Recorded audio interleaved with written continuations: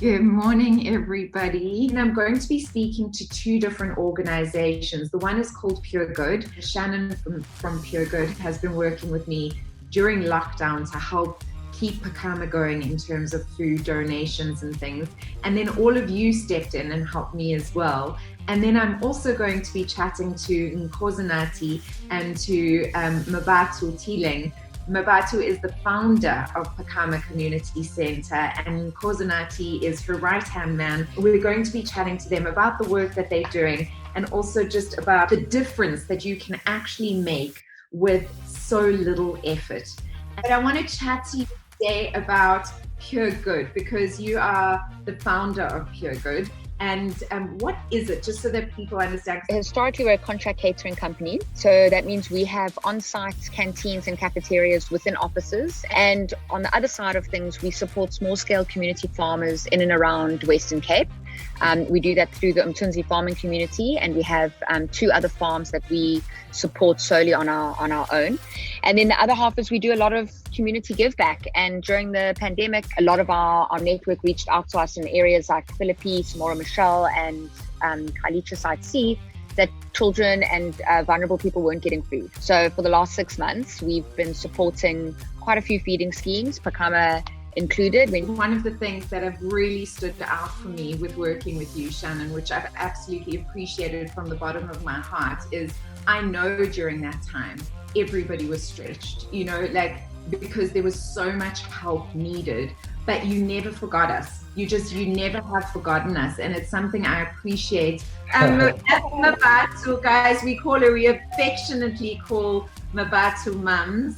And Nkosanati, who is Mums's right hand and my right hand, actually doing anything with the community center. Nkosanati is my go-to person besides Mums. So welcome to Thrive Network. With the help of Shannon and Susanna, we were able to feed about 280 community people.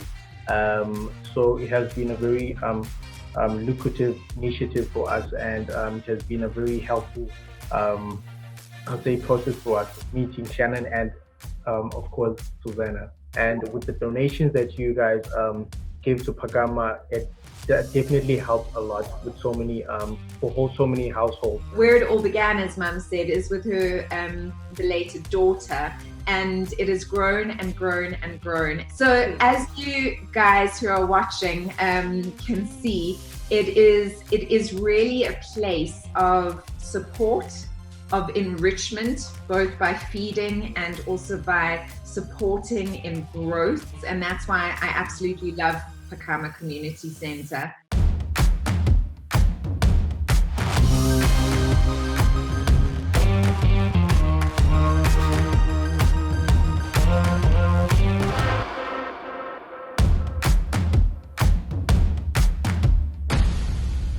Good morning, everybody. Good morning, good morning, good morning. Wow, what an intense couple of days it has been, not only for me, but for so many people. I know that they have had an incredibly intense couple of days. The energies have been intensifying. There's been a new moon, and we are heading towards another super moon, which is also intensifying the energies. It's a super moon in Virgo, and Virgo is very emotional. And so I'm wondering how all of you are doing and how you are feeling, because I know so many of my friends, so many of my coaches are feeling very intensified by the energies. I see there are people tuning in on Instagram and on Facebook. I'm going to be speaking to two different organizations. The one is called Pure Good, and Pure Good I've been working with for a while. You guys know I love to celebrate people. I love to celebrate and see what people are doing that's really, really good. And they have been, Shannon from Pure Good has been working with me during lockdown to help keep Phakama going in terms of food donations and things. And then all of you stepped in and helped me as well. And then I'm also going to be chatting to Nkosinati and to Mabato Phill Tileing. Mabato is the founder of Phakama Community Center, and Nkosanati is her right-hand man, and he's my right-hand man at the community center, who really helps me keep everything going. So we're going to be chatting to them about the work that they're doing, and also just about how the difference that you can actually make with so little effort. And why I think that is so important is because I know that you guys, all of you that are tuned in right now, are like-minded.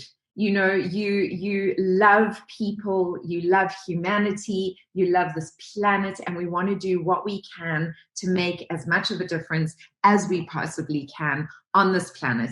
And I love to celebrate individuals that are doing things to actually make a difference. So I'm actually going to start with the actual donors that came in, and all of the winners. And I do have a list here. So let me quickly find it. And while I'm finding this list, I would love to know from you guys how you are doing. How are you feeling? I see a lot of hearts coming up, which is great, and waves. So thank you so much for the beautiful interactions of love. Remember that I can't actually see you unless you comment. So if you comment, then I can say hi. Like I can see PM, Mosiah, I can see Steffi, I can see Gordon, I can see Grishman, I can see Sandy, I can see Sabri, I can see Stefano, I can see Khalifa, I can see, who else is here? Let's see, there is Daphne, there's Kathy, there's Indy, there's Gail, and there's Rach. And of course, we are part of a global community. And so I love to know where in the world you guys are tuning in from. So now I'm going to invite lovely Shannon into the room. We are going to be talking about what that money did for Phakama. But before we do, Shannon is from Pure Good, and she is one of the incredible people who has helped me support Phakama through this time of COVID and lockdown. And she continues to just blow me away by her incredible support and all of the work that she does. And then we will speak to Nkosanati afterwards. But thank you to all of the amazing donors. Hi, Susanna. How are you? I'm good. How are you? I'm so good. Thank you. Lovely to chat to you today. It's so lovely to have you here. But I want to chat to you today about Pure Good, because you are the founder of Pure Good. And what is it? Just so that people understand, because I have said that you've supported me and that you're doing amazing work, but what is the essence of Pure Good? What do you do? So Pure Good Food is we historically we're a contract catering company. So that means we have on-site canteens and cafeterias within offices, and we work with corporates' health and wellness programs in order to facilitate affordable, healthy meals for people that work in an office, day to day. And on the other side of things, we support small-scale community farmers in and around Western Cape. We do that through the Umtunzi farming community, and we have 2 other farms that we support solely on our own. And what we do is we try to change the mindset about people's viewpoints on sustainable eating. So we don't dictate to the farmers what we want them to farm for us. We utilize the produce that's available seasonally, and also what's available in surplus that the farmers wouldn't be able to get to market.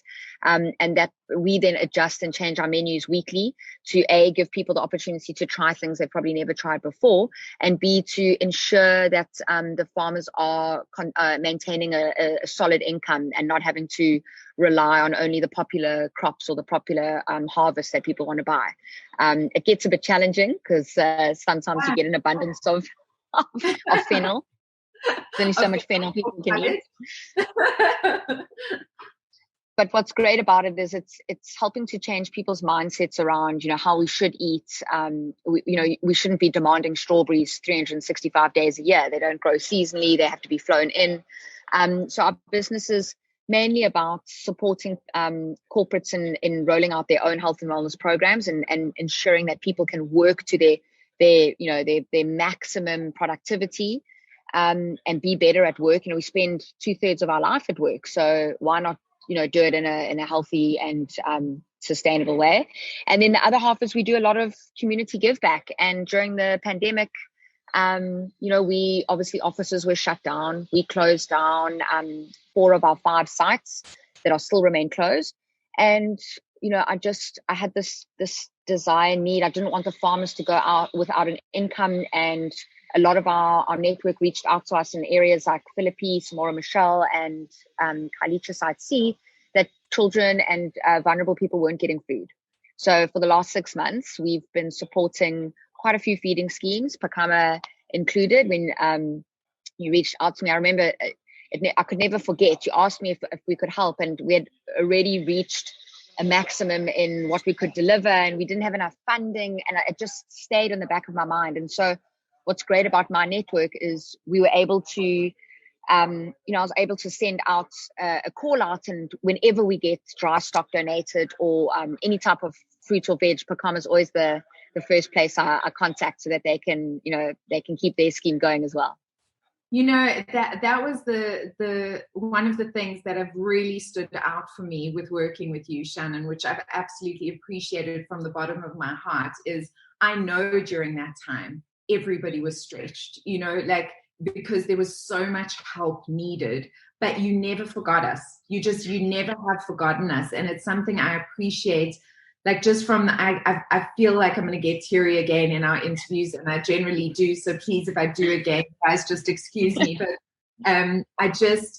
there's few people in this world that have that amazing quality that, you reach out to them, and if they can't help in the minute, because sometimes we just can't. Sometimes we are at capacity, and that's totally understandable. But that they actually remember you, and once they can, or if they find something that they can, that they pick it up and they bring it to you, and you are one of those people. So I honor you so much for that. Thank you. No, it's a pleasure. And I think what's important is I always go back to that story of the people walking on the beach. I actually don't know if it's a religious story or not.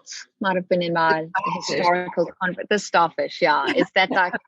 A lot of people ask me, like, you spend so much time, and is it doing any help, or is it? And for me, it's like, if we're helping one center that's helping a couple of people, it's making a difference to those people. It's making a difference to that starfish. I can't save the world, as much as I'd love to. Can't save everybody in South Africa, but if everybody can just try and do just their little bit, it makes such a huge difference. Absolutely. And I think that's also what I was trying to reiterate in the birthday bash competition, is that 50 Rand is less than what it costs for a cup of coffee and a croissant. Okay. Less than what it costs for a cup of coffee. Oh, listen, if you're an almond milk flat white drinker, it's 50 Rand cheaper than just a coffee. Exactly. And so if you think of the fact that 50 Rand feeds 6 people a full meal at certain feeding schemes like Phakama, if you just did that once a month, literally once a month or once a week, you didn't have your coffee and croissant, it would make a difference in those people's lives. And I think that's what you really emulate. What the vibration of you is the same, and I love that. So I know that you have entered an amazing international competition. It's called ABH, if I'm not mistaken. Can you tell us a little bit about that, and what drew you to it? Because you're now in the top 20 of the finalists. But what is ABH? What is this competition all about?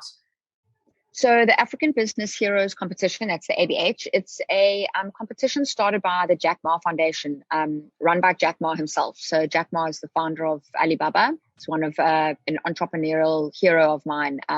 Always threading in a huge give back aspect to his entrepreneurial journey. And this is the second year that it's run.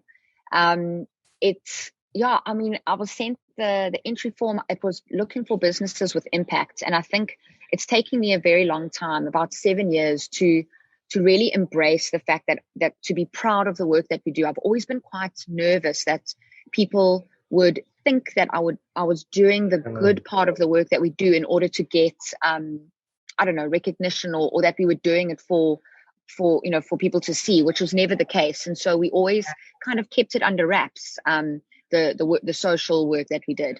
And only in the last about 2 years have I really realized that a lot of our customers they almost felt like like hurt that they hadn't been, informed of all the stuff that we were doing. So I saw this competition. I thought, okay, well, let me just enter. If it's a good learning opportunity, it's across Africa. They had 22,000 entries. We made it through from 22,000 to the top 50. I was with about 7 other South African businesses as well. And then we had quite a grueling process of an interview with international judges from the United States and China and all over Africa. And then, we got the news that we'd made it through to the top 20. We're the only South African company to have made it through. And I mean, it's been, to be honest, it's been just amazing learning about the other businesses that are standing with me in the top 20 and what amazing work people are doing out there. That's just showing the next generation really that you can have a phenomenal entrepreneurial idea that can be extremely profitable. But if you sow in an impact side of that, and if you really show people that you can do more than just make money, that is where the future of business is going. And so we're the top 20, and the top 10 is announced next week. I'm not putting too much on it. I mean, I'm holding fingers and thumbs, but just to have made it this far is a huge honor. But I so agree with you. I think that is the key. And we've spoken about the fifth dimension, but this new wave of consciousness, that has arisen is so in that flow. We can have thriving, amazing, brilliant businesses, but thriving, amazing, brilliant businesses that make an impact, that actually create a change, uplift, enrich people's lives in some way. That is the key to true wealth, because wealth is not just about money. Wealth is about all of the abundance that you create through your work, I believe, anyway. 100%. So that are watching now, do you guys agree? Do you get that? Like, are you impact entrepreneurs? Would you like to be impact entrepreneurs? Just in the comments below, whether you're watching this live or recording of it. I love to interact and get some feedback. Where are you guys on that journey? Let me know, because I would love to know who is watching. I also would love to know from you, Shannon, why do you think your business was chosen as one of the finalists? Oh, yeah, that's a hard one. So, I mean, I suffer from such hectic imposter syndrome. Half the time I wake up and I'm like, am I here? Do I run a company? Do I have 5 flourishing cafeterias and employ all these people? But I think that what we're doing is it's very different to the norm with regards to food service management. So there's a lot of people that are doing healthy eating, but there's not really like that back end link into a really strong value system. So I think they saw the huge need for corporates to be taking control of their employees' health and wellness. They saw that side of it, which is like a human nature issue. I mean, a human wellness problem as opposed to like a social problem. And then also the side of the supporting the small scale farmers, being able to create menus that are sustainable and not demand things to be flown in and imported and et cetera, and the support it gives to small scale farmers. I think they saw something that was quite innovative in what we were doing and quite disruptive, and that's really what entrepreneurship is about at the moment. Is like, how can you disrupt the industry that you're in?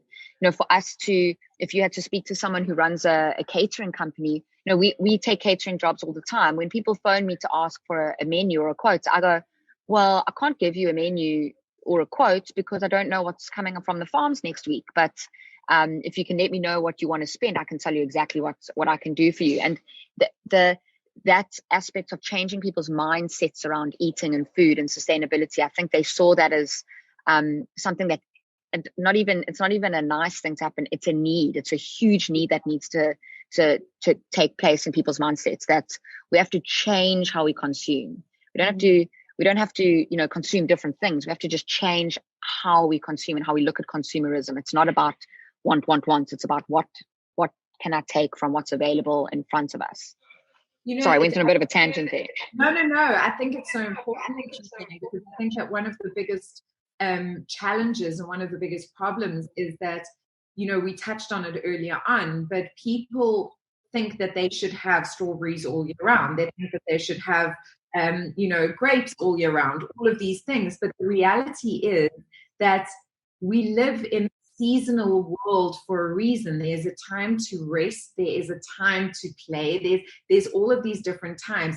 And if you start eating within your season, it actually supports whatever that time is, and people don't think about these things. And there is a huge food, it is devastating to me, the wastage that happens on farms, because at certain times of the year there's more of a demand for this, but this is being produced and this needs to be eaten. And so I agree with you. I think it is essential for us to shift. And I read such a beautiful quote, and you'll like this, Shannon, and I think all of you watching will like this as well, is that so many people thought that 2020 would be a year where they would receive everything that they wanted. And instead, 2020 has been a year where we actually value the things we have, because it has forced everybody to take stock of what we truly have. And this, what you're saying now, is part of that journey. It's like, what do we have access to? How do we look at that and really value it and make the most of it? So I just love it. So what is this competition done for you as a company? Like, what are the pros of entering a competition like this? So first of all the people that have commented below, or any entrepreneurs that are watching this, Jack Ma's, they've committed to 10 years of this program. So it's the second year this year. There's 8 more years. They are looking for hungry, entrepreneurs with grit that are willing to do things differently. So definitely check it out for next year. For us as a company, it's really pushed us to look at a more digital way in our offering. COVID hit us pretty hard, considering we rely on offices to be bustling and busy in order to trade, which hasn't been the case. The competitions really made us look at that. You have to look at things that in an entrepreneurial way that can almost cover all your bases. So if we can't get to our customers because of something like this, how can we get to them? How can we have access to them? And we didn't have any digital presence really before that. So it has pushed us into fast tracking our kind of digital offering of what we're doing. And then, it really made me value the things that we do. I struggle sometimes, especially now with COVID. We didn't dive into, making food boxes or deliveries or anything, which we could have. We dived into feeding people and supporting the communities. And maybe it wasn't a really good business decision, but when I look back at what we've done, what we've raised, how many meals we've been able to send out, how many farmers we've been able to help, how big our network of support has become, from bringing on places like Phakama and the Apawu Development Center and the Kasi Project Green and all these charities, and the refugees out at Wingfield Military, all these places that we weren't supporting beforehand, but now because of our network, because of this competition, it's put us out there to I feel proud about what we do now, as opposed to feeling guilty for doing it because I wasn't being a good entrepreneur, if that makes sense. It makes 100% sense, and I love it so much. And with that, I'm actually going to invite Nkosanati and Mabato into our conversation, because Nkosi, can you hear me? And Mabato? Hi, Susanna. Yes, we can hear you. Hello. How are you doing? Oh, and there's Mums. Mabato, guys, we affectionately call Mabato Mums, and Nkosanati, who is Mums's right hand and my right hand, actually. Doing anything with the community center, Nkosanati is my go-to person besides Mums. So welcome to Thrive Network. And I thought it would be nice to have all of you guys together, because we've gone through, what Shannon has been doing, and I just thought we can just end with you guys maybe saying the impact of what Pure Good has done, at Phakama Community Center during lockdown, if you guys can just share a little bit of what that has actually meant for the Phakama community, and then I will let Shannon go, and then we'll chat a little bit more about the rest of what Phakama does. But if you can just let us know from you guys on the ground there, what has been the impact of the support from Pure Good, and from Shannon. All right. Hello, everyone. This is Nkosinati from Phakama, and this is Mabato Moms. That's the power of the organization. So as we know, COVID-19 has been one of the, I wouldn't say worst, but it has been the most difficult time for us as the organization and as the community at large. And there was a moment whereby our funding has ended, the contract has ended, but now we were in a situation whereby we were like, where are we going to get food to feed the community? Fortunately, we were in touch with Susanna. Susanna made sure that we get connected with so many people like Shannon. That has helped us a lot. So the program, the CNDC program, fairly known as Community Nutritional Development Center program, was coming to an end. And then with the help of Shannon and Susanna, we were able to feed about 280 community people. So it has been a very lucrative initiative for us, and it has been a very helpful, I'd say, process for us, meeting Shannon and, of course, Susanna. Yeah, but you don't need to thank me because I'm part of you guys. So let's focus on thanking Shannon. But one of the things that I loved was, Shannon, the first time you actually organized a connection for us, with Phakama, was the feeding parcels.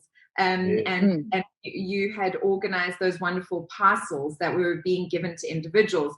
And I remember, Nkosanati, you called me and you were like, do you think Shannon will mind if we pull those parcels apart and actually make food for the community, And that ended up feeding way more than just the two, there were 100 parcels first. I think the first delivery was 100 parcels. Yeah. And then we still got another delivery of over 100 parcels, right? That's right. And how many, because those parcels then got divided up because they were made up of a whole lot of things. And they ended up feeding way more than just 280 people. Yes, we were able to feed about, I think, 358 people at that time. Yeah. Amazing. And I know, Shannon, that recently you also made another big delivery. Do you want to tell us where you got that delivery from, just so that we can thank them properly as well? Sure. So the small scale farming community that I support is through Umthunzi Farming Community. And Umthunzi works with a company called, Food Flow. And Food Flow, they work with all, farming communities to find out if there's excess stock. They purchase that stock from the farmers, and then they donate it to different feeding schemes. So they actually phoned me to find out if we wanted it for our feeding scheme, the veg. And I knew that I'd actually spoken to mums that week, and she said that they were quite desperate for some more produce. And so I immediately paid it forward and phoned them and said, can they collect today? And we got back in contact with the Tucci Foundation. We had Tina on your show a couple of months ago, whenever that was. Yes. So they donated it was 50 kilograms of rice, I think it was. And I've got more rice for Phakama as well that's coming. And we've also amazingly been donated hundreds of cases of oat milk from Okia, from David Chait, and those are being distributed to all the communities in Philippi, and in Kugs with Phakama, and through Akasi Project Green in Kalicha, which is amazing. We're going to be able to have a constant delivery of oat milk for families, for the next couple of weeks going into summer. Amazing. And oat milk is also great for kids, isn't it? Yeah, because so we will go into this in a minute when we go into what Phakama does, guys. But there is a creche at Phakama, and so children are also very much at the heart of the community center. But Tucci, they were amazing. I mean, those parcels were incredible, and the work that they do is incredible. So thank you again to them. And Shannon, I can't tell you, like, I remember Nkosanati was very naughty, guys. There was 2 weeks, he didn't tell me that they didn't have food. He just didn't tell me that they didn't have food. And I was like, how can you run out of food and not tell me, you know? But it was only 2-3 weeks during this time, wasn't it, Nko? Yes, it was. And throughout the rest of the time, we've been able to actually keep the feeding scheme going through different resources. So Shannon, you've been really at the heart of helping us, and I'm so deeply grateful. Thank you. I've got a saying that says thank you more please, and it's basically because gratitude is the great amplifier of attracting more of what you want, you know, and when you're truly grateful for the blessings that are in your life, I do believe you attract more blessings, and you are one of those blessings, and you certainly have been attracting more and more blessings to us. So thank you, and please thank you. No worries. Thank you. And your network. Thank you, Shannon. Thank you so much. Thanks, Susanna, for having me on the show. And John, thanks, guys. And mums, it's nice to see you for the first time. And Nkosinati, I'll see you on Monday for your delivery. Definitely. Thank you so much, Shannon. Thank you. No problem, guys. Cheers, Susanna. Goodbye. So guys, I think that one of the things that is important to me, because I've been creating a lot of awareness around Phakama over the last 2 months. As you know, I did the birthday bash competition and all of that. But mums, I think let's chat about where Phakama started. How did you start Phakama, like right in the beginning? It was year 2000. After first my belated Babalo, my belated daughter, she was diagnosed as HIV positive, and then she was very active and go right around the world, telling the world that it's not end of the world. And then we started with a support group, a small support group for the youth and the mummies, to encourage them to not isolate the children. They must support the children, and then that's how it started. And then we had about 13 caregivers that we sent to Department of Health Education, where they trained as a home-based carer to go door to door to have the sick people that are bedridden, and then it started there. And then we, after the home-based carers, we started often after school care. After school care, then we started creche, and then it goes on and on and on. There's a lot of programs that we can't help to manage it.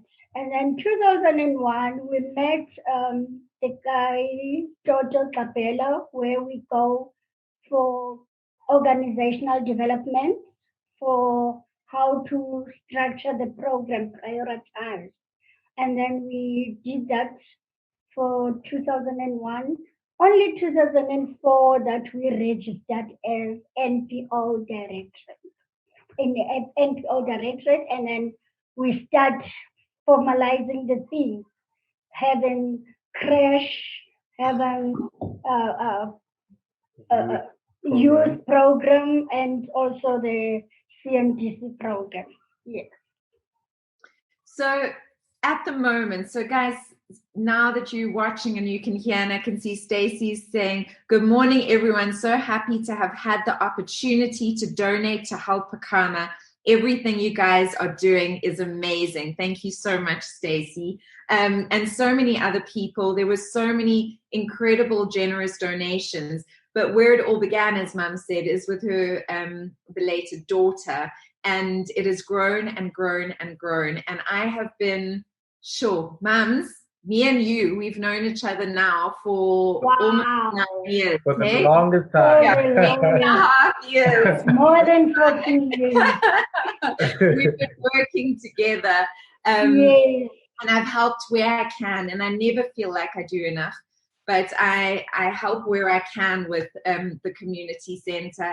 And the great news for everybody that's listening, and I'm going to tell you all of the different things that we were doing. Nkosanati will go over some of those projects, and also some of the projects that we want to be doing. But what I want to tell you guys is that for the past 8.5, 9 years that I've been working with Phakama, the property has been owned by somebody else, which has stopped us from actually developing it into the community center that we've wanted to create.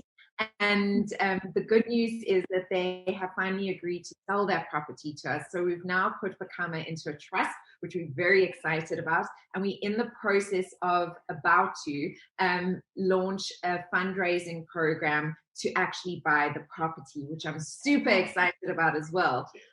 One of the projects that we're also looking at doing, and Shannon is hopefully going to be helping us through her network, is growing food on the property so that it can feed the feeding scheme as well as the kiddies in the creche. But before we go into all of that, Nkosanati, do you want to go through just the different programs? Because Phakama does so much. When people say to me, oh, what does Phakama do? And I go, oh, it does this and this and this and this. And they go, what? How does one do so much? But I think that is why Phakama is so in my heart, because it really caters to the community. And so that is why it is so important to support places like Phakama, guys. And I will put the donation details again in the comments on the explanation of this video, so that you guys can continue to support them. But Nko, just top line, so not going into everything too much. Right. Just give us like a list of all of the projects that Phakama has been involved in over the last couple of years, and then also we can then just discuss where we are right now, so that people know. Okay, so at Phakama we have different programs. The first one we call it the ECD program, the Early Childhood Program, Development Program, where we take care of all the kids that are in the community from the ages of 6 months. 6 months to 5 years. Yes, 6 months to 5 years. And then we usually have a graduation ceremony that we do, preparing them for primary school. And then the other program that we have is the Zicho Youth Development Program, where we empower the youth through various skills and art activities as well. And then the other one is the Psychosocial Program, where we deal with the community people one-on-one, and then counseling them, referring them to Department of Social Development for all their needs that they need socially. And what's important to note about that, guys, for everyone that's listening, is that there's a lot of trauma that is experienced in townships. Community. And one of the biggest, when I was first working with you guys, and I remember I went to the school because I wanted to know what was the thing they needed most, what was the thing that the school needed most. And so many people said, get them computers, get them stationery, get them this, get them that. And what they needed was counselors, because kids are dealing with trauma, they're dealing with violence and abuse, and they've got nowhere to go and nothing to support them. And so this is one of the most valuable things for me at Phakama that you guys do. All of them are valuable, but I just so that everybody understands, when you're explaining that is one of the support systems that's created at Phakama. Sorry, carry on, Cole. That's true. Okay. And then we also have, we used to have like a dialogue session whereby we have workshops engaging with the community in terms of what their needs are, and how we as Phakama could help or assist the community. And then there are situations whereby we can't help the community people. But what we would do, we'd refer them to the relevant department. For example, social development and maybe child welfare as well. So, and then the other program that we have was the sewing program for the old people to express themselves through their skills, and to also have like a community talk, and which we call Imbizo annually. So that's roughly the programs we have currently. But now we're only running with two programs, which is the feeding scheme program and the CNDC program, the early childhood program. But with the early childhood program, we're only taking 20 kids at the moment due to the restrictions that we have, of course. Okay, and there was the wonderful one of the projects that I loved, mums, was the sewing initiative. That Yes. Wow, it wasn't mums. Yeah. Guys, am I breaking up, guys? Yes. Okay. Can you repeat the question? I just was asking mums about the sewing initiative and how well that did in the community as well. Yeah, it was a very, it had a great impact to the community because we outsource the tutor of the sewing skills, and then they have a lessons about 3 months lessons, basic, and then after that, then they try to make a co-op so that they can start their own business or whatever. Also, they can outsource the school's uniform.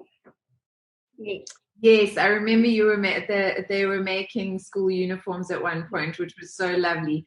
So as you guys who are watching can see, it is really a place of support, of enrichment, both by feeding and also by supporting in growth and nourishment on so many levels. And that's why I absolutely love Phakama Community Center.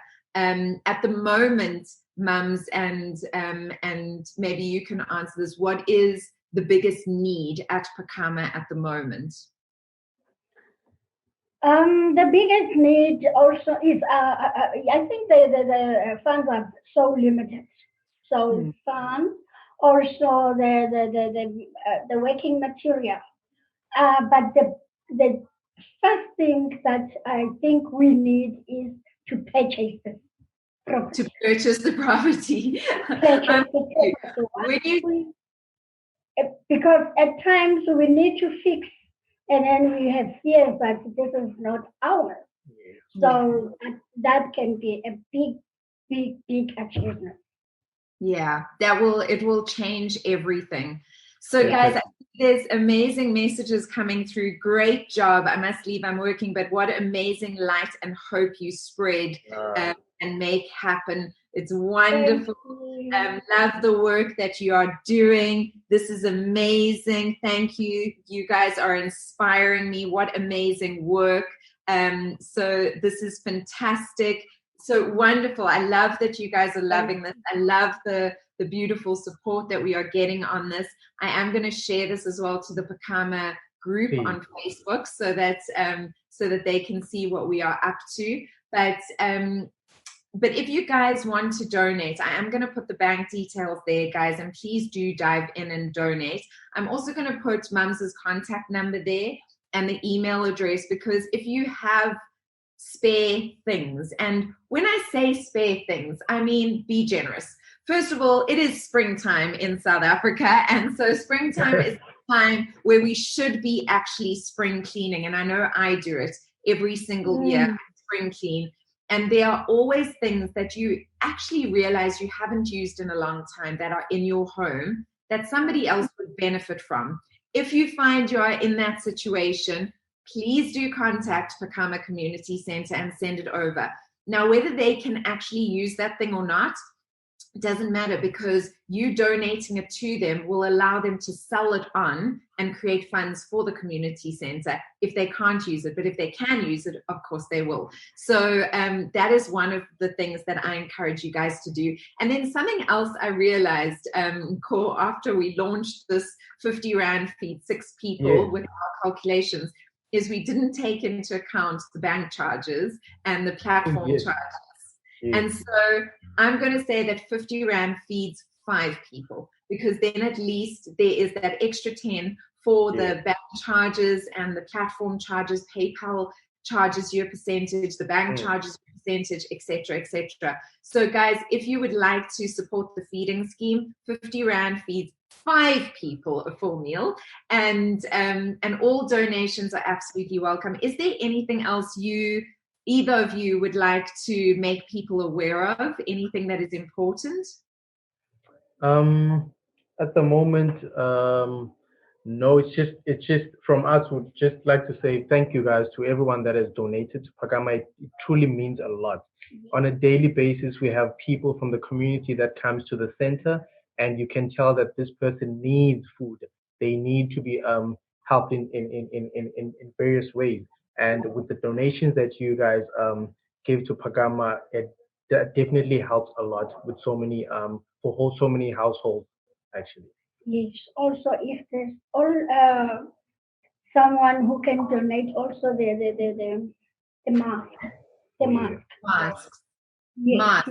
Okay, so masks are something that you guys are looking for. So if anybody in our network has access to, the masks, that would be amazing. And probably gloves. No, mums? Mask and gloves. Yes. Yeah, we've got only one temperature scan, so if also we can get the extra one. Because at times when we've got like now we are busy with the assessment sessions, so we use one scan, which is it get tired quickly. Yes, okay. So a temperature scanner, some masks, and some gloves. If anybody has access to those, please do let us know. That would be amazing. Otherwise, all donations are absolutely welcome. And mums and Nko, thank you so much for the amazing work that you guys do. You inspire me every day. And it is a blessing to know you guys. Thank you for everything you do. Thank you so much to you, Susanna, and thanks to everyone listening. I'm worried now it's like this because my kids missing you. I know, I'm missing them. Guys, going to that creche is like the best thing ever. You just get flooded with love. It's so wonderful. I know. I can't wait to come back, mums. I can't wait. I miss you guys a lot. But hopefully soon.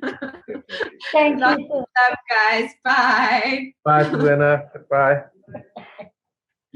And for everybody else that is watching, I'm going to let them sign off here. But for everybody else that is watching, I so deeply appreciate everything. Like all of the support that you guys have shown is just, it means so much to me. So thank you from the bottom of my heart.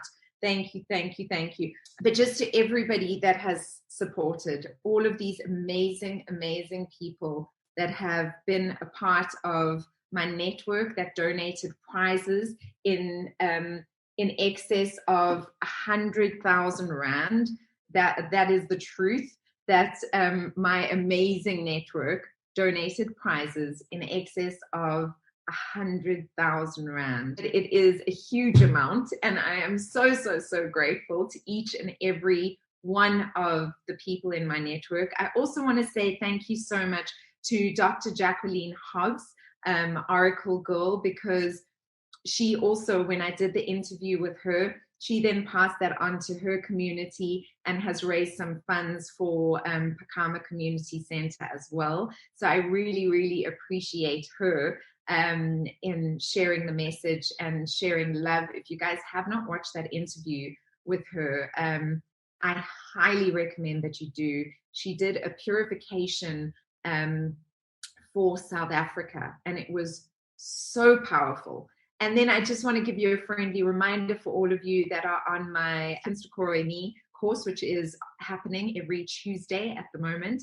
That obviously is a paid for course, but if you guys would like to get on the waiting list, you absolutely can. You can email us at thrive@susannakennedy.com, and we can give you the details and send you some more information. So I'm going to answer some of these comments quickly, and then we will finish. Children's masks as well as adults masks. Yes, absolutely.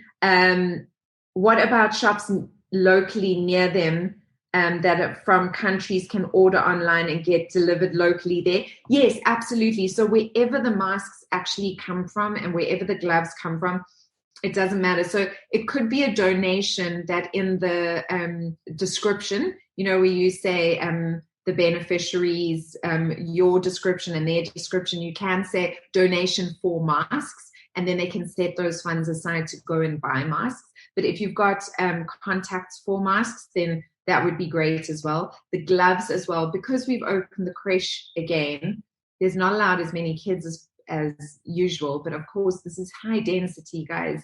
It is in Gugulethu, it is in a township, and we have to be careful. These are little babies and little kiddies, and so we have to be as careful as possible. I think one of the things that mums did forget that would be amazing as well is hand sanitizer. Hand sanitizer would be incredible, and also things like antibacterial soap, so that they can wash their hands frequently. That would be great as well. So I hope that answered your questions. I'm going to just scroll to see if I missed any questions. Okay, there's lots of praise and amazing, and this has been such a wonderful initiative. It's such a pleasure to have been a part of it, Wendy says, and have helped so many people. It's literally fed hundreds of people, guys. So thank you. Thank you. Thank you. More people. I will see you all soon. Bye for now. Lots of love and light to every single one of you.